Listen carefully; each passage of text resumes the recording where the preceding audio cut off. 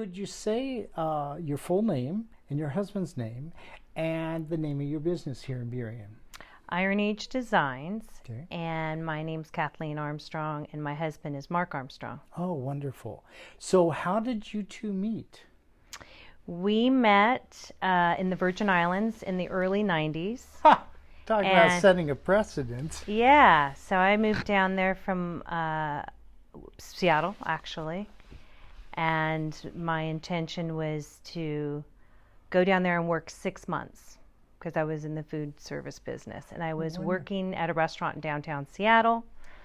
I met a gal from the Midwest who was living in Seattle at that time, and I would say that she had a sense of adventure, and I knew that she'd be somebody that would do that trip with me. Fun. So you had a buddy in crime. Had a buddy, yep, which I think was key. Early 20s, and I knew at that point, that I wasn't going to probably go on to school, and knew definitely that I could do restaurant work down there. Right. So it was kind of strange, when you put something out there and you think, well, okay, this is a plan, and I'll go and do 6 months. Oddly, the restaurant that I was working at, they're still around. It's called Tulio. It's on 5th and Spring.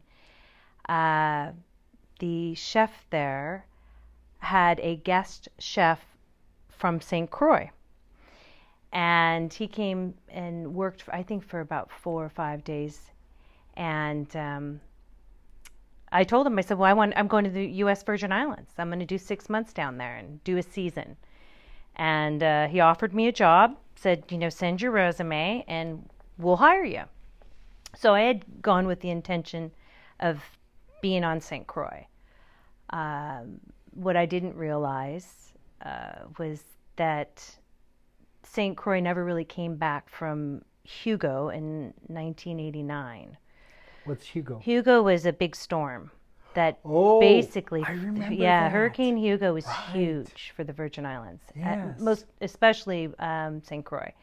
So when my friend and I landed in St. Thomas in the airport, all of these people were about, they just baggage handlers and whatnot, and locals picking people up and taking them to the resorts and whatnot. And we ran into this guy, and he said, you definitely don't want to go there. There's no work to be had. So it was devastated everything. Yeah, so it was super weird to kind of like have that lined up, and then just to land there and go, well, I guess I better reconsider. So we did, and we went down there and got a job within maybe 2 weeks and had a place. And she left after 6 or 10 months, and I stayed for about 7 years. So that's how I met my husband. Wonderful. Yeah, so it was a good adventure. So where did you meet him at? Was he one of the customers? No, there was a name for kids that went down there, and it was a very transient population of statessiders that go down there, especially at that age group. Everybody was coming from all over the U.S. for these short-term kind of gigs. Some people stayed, and like myself, and my husband actually was raised off and on in St. Croix as a young boy, so he had gone back to the States, did some years in high school in California, and then of course missed the island, and then came back, and then went to college for a short time back in the States. So back and forth, and then in his early 20s we met because we all were kind of the same social group. So believe it or not, I met him by hitchhiking, which I don't recommend, but at that time it was perfectly safe and normal. Everybody did it. What pulled you away from that? So it's a family. Yeah, so we got married in 1997, and then in 99 we were pregnant with our first son, our first child, our son Quinn. So we knew that once we were going to start a family that we probably should get stateside. One, to be closer to our family, and then I think I genuinely got nervous about the whole idea of raising a family. I had friends that were ahead of me Yes. that lived on the island, and they had children, and this was many, many years ago, and gosh, their kids are probably in their early 30s now. But when I met them, they had preschoolers or kindergartner age kids, and they were spending like $6,000 a month to school them. What? And I thought, yeah, I know. And so I went, well, this isn't going to get cheaper. And we realized that, that it was going to be a uphill battle financially for us. And, oh, yes. yeah. So anyone. Yeah, so long story short, we left Island and then came back. And before we left, we went to St. John, where my husband had lived for a while. And we bought a piece of land, all because he was pushing that agenda. And I was 4 months pregnant. We didn't have a job in the States, and I thought it was crazy. But he said, let's buy this land. And it ended up being a very good decision for us. Because And what island was that on? St. John. Oh, that was on St. John. Yeah, Okay. yeah, which is the smallest of the U.S. Virgin Islands, and Interesting. 2/3 So of it's U.S. territory. yes, Gotcha. and it's 2/3 national park. Mm. So it's I would say the most pristine of the 3 islands, very quintessential, kind of Caribbean style. I mean, they're all islands and related, but it's very different. You don't have the the fast food chains and maybe a Kmart and stuff like that you have on St. Thomas. Is very different. So we loved it, and would have loved to have gone back, but it just got to be a point where it was so expensive. Over there. Yes. Right. So, yeah. So 2005, I believe, we just started our business, and our realtor in St. John asked if we wanted to sell our property in St. John. And it was just out of the blue, and it was so strange. And we were like, what? We weren't even, that wasn't on our radar. And it became, one of the things that we needed to consider quickly, because it was a good offer that could help us, and we were just starting this business. And Your family? What? beg your pardon? You had a new family coming? We had 2 kids at that time. Oh, 2 kids. Oh, yeah. okay. So there were a lot of reasons to that we made that decision, but we didn't want to, because that was always like in our back of our head, like we would go Right. back. Right. But we knew it was probably just the best time for us. Right. So we did. We sold the property, and just kept thinking, well, maybe someday we'll have another opportunity. Mm-hmm. Mm-hmm. So out of curiosity, how did we meet? I don't even know how we met. you were referred to me Okay. by, I think I found you online, actually. Oh, okay. Because you have a really good social media presence, and Okay. and your referrals are everywhere. I mean, if I see somebody looking for your services, I always refer you, So you But I- found me through my business. yes, Oh, I did. A lot of my customers, I can't remember yeah, where I met them. So, well, I told you before the interview, you sell grates. right, And when I think of grates, I think Olympic Foundry. right, well, yeah. Everything, and those are the standard circle grates there for the sewer. right, But I honestly, like I said, I've been to your office, I did the windows here, but I never checked out your work till a couple days ago. You guys have beautiful, beautiful work. Well, thank you. Yeah. I mean, I had no clue. So for the audience sake, what's the website again? IronAgeGrates.com. IronAgedGrates.com. Yeah. I tell you, if the audience listening, if you're not any shopping, just go look at their work, because the design. You must have incredible designers. Well, we do. We have a lot of the designers actually in our landscape community that also help bring our designs to market as well. Oh, is that what it is? So many of them that we sell, that you see standard products for trench drain grates or catch basins, are our own designs, but there's a fair share that have come from custom jobs. So you might have a landscape architect that's looking for something, maybe it's a design idea that goes with maybe Art Deco, for instance. I saw that. And so we kind of stuff, So we kind of take what they want, yes, and then we riff on that and make it ADA compliant, make it functional for maybe a load designation, or we have to make it a viable tool, and then of course a casting. So that's how this works in our business, which is really cool. It's fun because it gives us a lot of different opportunities. Yes. And I have to ask, isn't like, when I grow up, I'm going to make grates for a living. How did you guys get in the business? I mean, that's the last thing I would have thought of as a business owner. Well, and it just kind of happened out of relationships. And my husband was managing a foundry. Oh, he was in the foundry business. He was, yes, yep. I didn't know that. And a business that. So he knew it. Yes, he knew it. Yep, very much. And he did that for about, I believe it was 5 or 7 years. He managed a foundry, and then. Because I kept on thinking about him in the restaurant business. Yeah, I know. Because and that's our background. I mean, we both were in the restaurant business. I love the restaurant business. So I know, and it's just such a.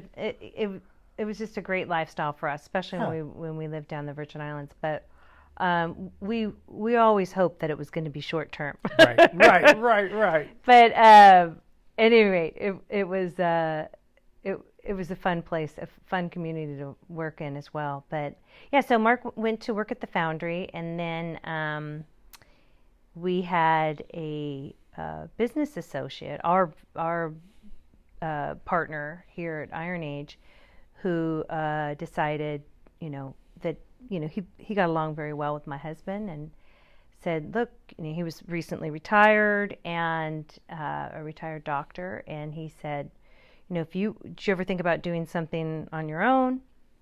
And with the formation of a couple of other partners as well, Iron Age was kind of just born, right? It just kind of happened, actually, with the right connections, and so here we are.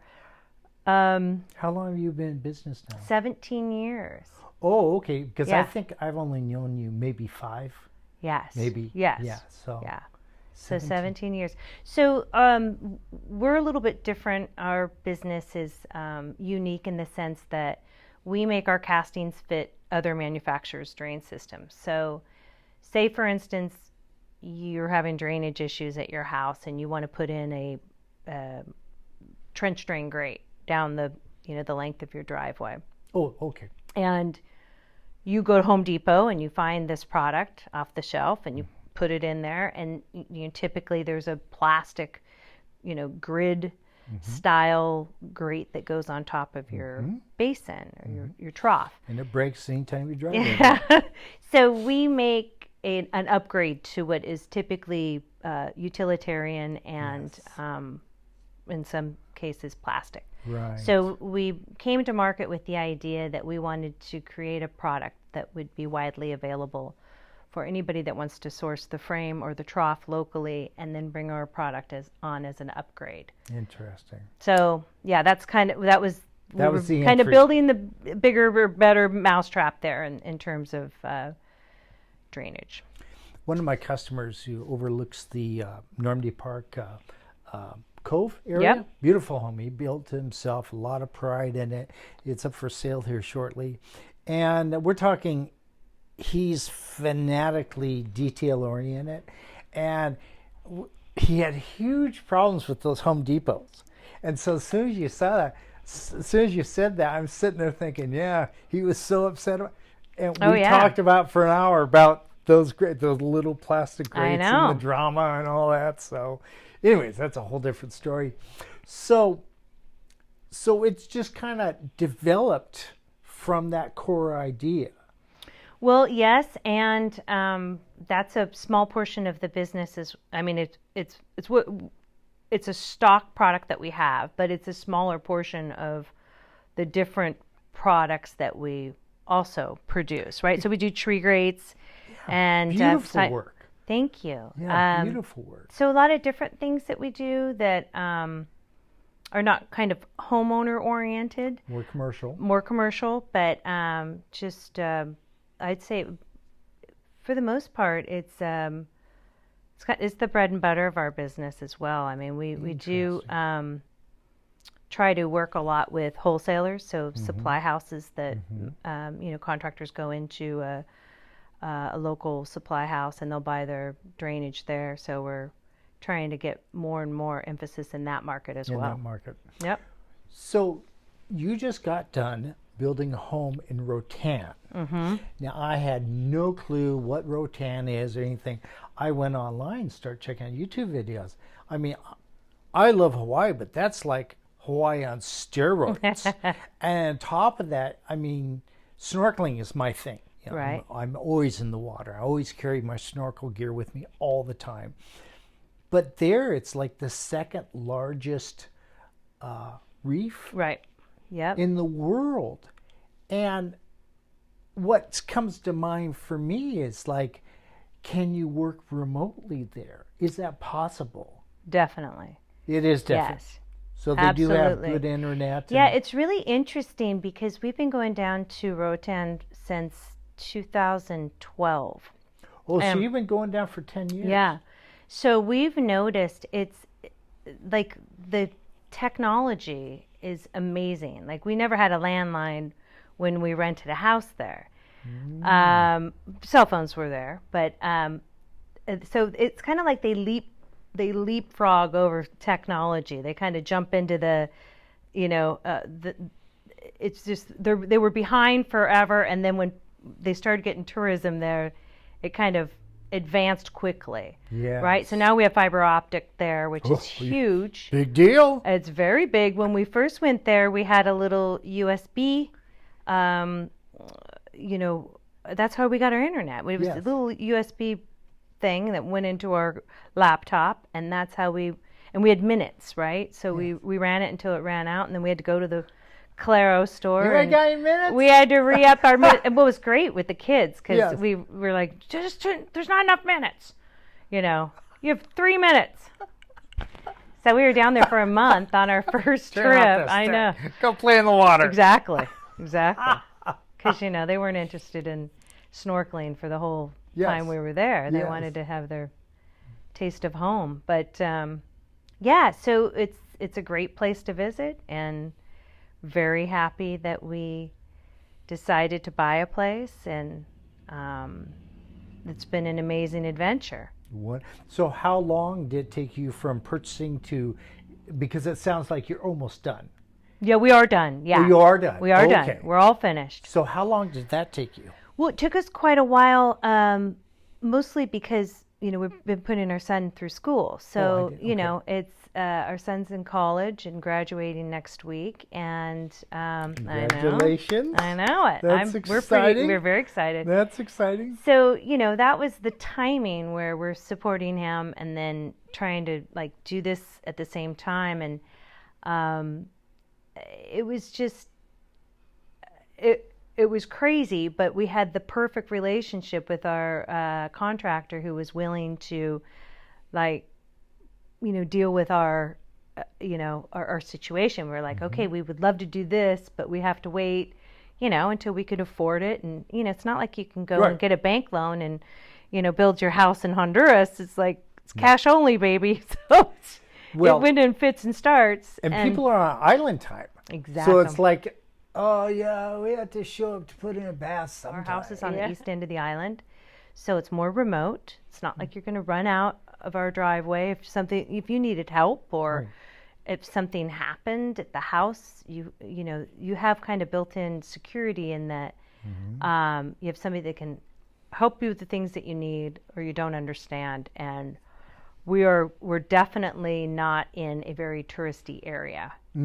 So it's good to have, in case there's a problem, like I told you, my water heater went out. Yep. But it's good to have someone there who can solve the problem. Totally. And they add just such a value to the whole experience. You know, for Consistency. instance, yeah, I mean, when we stay there, it's so lovely. We buy these, you know, coconuts from our neighbor.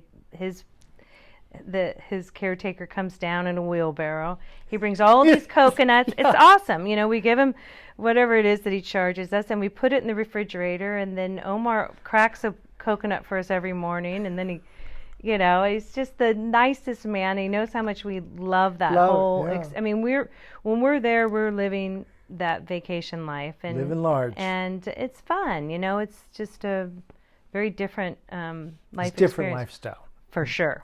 You know, I'm real excited because, like I told you earlier, that I'm not sure what I'm going to do. But I'm definitely going to go to Routan sometime, just check it out, because it sounds like that because of snorkeling. You said there's a whole community that does snorkeling. Oh, my gosh, yeah. Well, and it's so funny now that we've been spending, you know, every time we can, we get down there. And this last trip, we were there for 6 weeks. Our relationships are awesome. Like we've expanded into like 4 new couples to hang out with, and That's people nice. invite us over. And you know, the expat community is mostly Americans, but quite a few Canadians.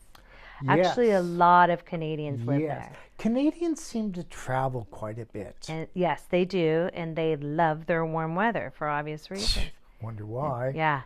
That's So, exciting. yeah, and it's great because they, you know, we have this, you know, text thread of friends that are like, oh, we're going to get a boat. Who wants to go diving? And, you know, it's $25 a head or whatever. Yeah. We did a catamaran one time we were there.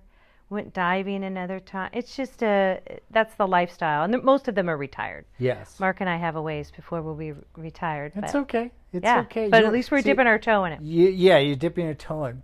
Well, I don't know if I mentioned it here on the interview, but when we were talking, I don't know when it was, 6 months ago or something, before I decided to do podcasts, you had said to me that you had sold your home in Normandy Park, and you were downsizing to build an 800 square foot home. And I was just so proud of you guys because I know so many couples who are just, they have the dream, but they don't want to give up that house. Yeah. And there's nothing wrong with it. Right. There's nothing, I mean, if you've got the cash, more power to you. But when you have that, I mean, I have a condo, and having the ability just to lock it and walk away. And I'm gone I'm gone for months. Yeah. And if you try to call my recording, it says, I won't be returning calls till blah, blah, blah. And having that, and I was so proud when you guys said that you did that, and I just went, wow.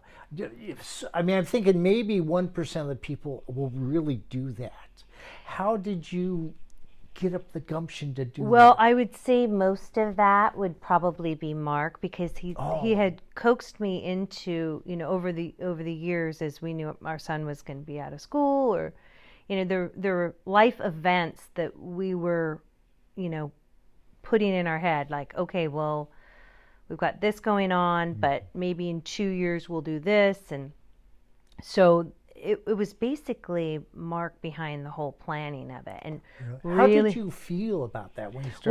Well, I felt very insecure at first. That's what I was thinking. Well, and what's interesting about that is that people will kind of, like, I guess, put doubt in you a little bit, you know what I mean? Oh, absolutely. And they're like, what do you, like, I remember Mark's uncle, he used to say, you can't sell the family home. And I just looked at him like, it's a home. It's a box. I mean, and we're like, what? But we knew when we had our property and we got the plans in Routan, and we knew we were going to start to build. Well, so you built from scratch? Yeah. Really? Oh, yeah. I'm impressed. Well, and, you know, we had a 92-year-old architect do the plans for us. Totally I mean, different life. you just, let's go to the beach, or there's live music. Oh, well, let's go and listen to live.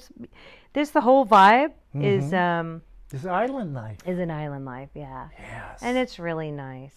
Yes. And snorkeling and getting to dive. We wanted to go to mainland Honduras.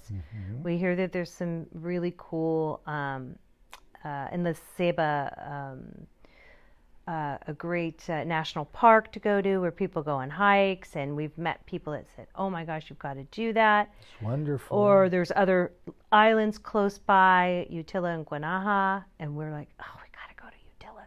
Or Cayos Cochinas. There's places that are like, there's so much for us to explore, Right. and we're looking forward to that. And the more time we're down there, and then coming back here is it gets a little harder because it's not quite spring yet, Bill. You notice. Well, I got to tell you, this is the first time I've been here in the winter. I made a choice to do that. I had some personal things I wanted to deal with, and I just want to be close. You know what I mean? Yeah. And it's the first time I've been here in 10 years. Oh my gosh, it was horrible. I turned into this grumpy, angry guy. Yeah. And I had to apologize to a buddy of mine just because I go, what's wrong with me? Dark, I'm just starting wet, to warm cold. up now. I know. And it's almost the 1st of May. I know. It's like I tell you, it's a different life. It is. And I think I'm starting to learn that I am more in tune with the sun, and Yes. I just seem to mentally it's more stimulating to me for sure. That's People go, well, how do you deal with the heat? And I'm like, well, you can always cool down there. Yeah. There's pools Which and is water. easier for me to cool down than it is to warm up, I'm finding. Yes. So, I don't know. So you just got done building your home here in Burien. How did that turn out? The home is great. It is just a sweet little spot that was exactly what we wanted to do. Wonderful. I would not recommend building at this time. Yeah, why is that? Because it is insane.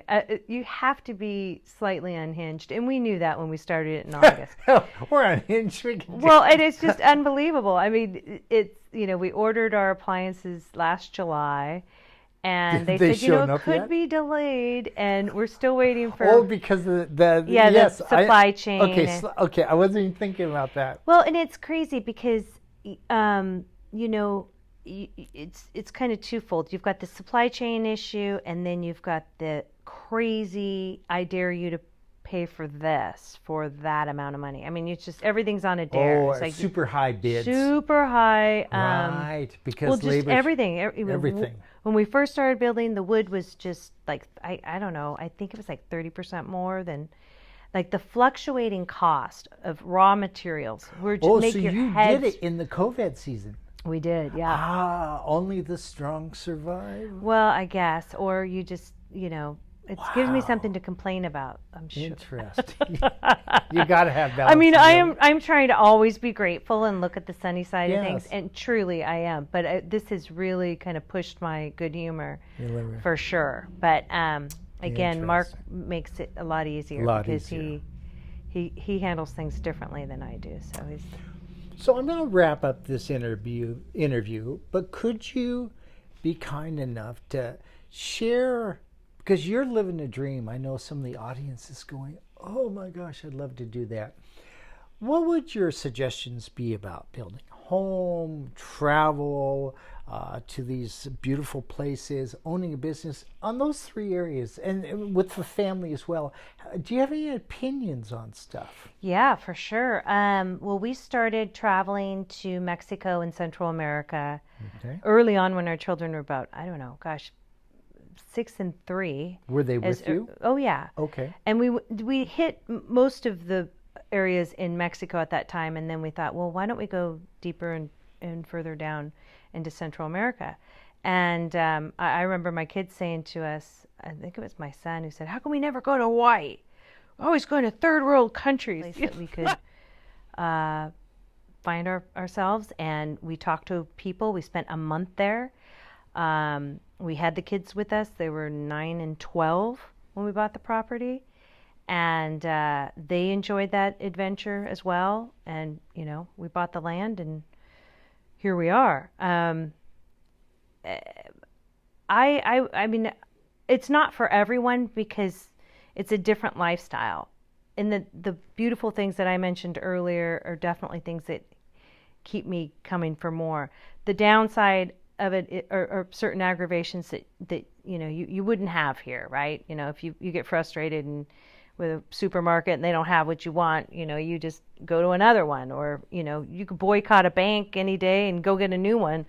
It's a little bit different there. You have to play by different rules, and I think there's a certain personality that will conform to that type of lifestyle and be successful. And there are certain personalities where I meet people down there, and I'm like, boy, he's really worked up about something. I wonder how this works for him. You know what I mean? Because things can get aggravating. We don't have the conveniences that we have here. So it takes a certain personality, I think, to be successful there.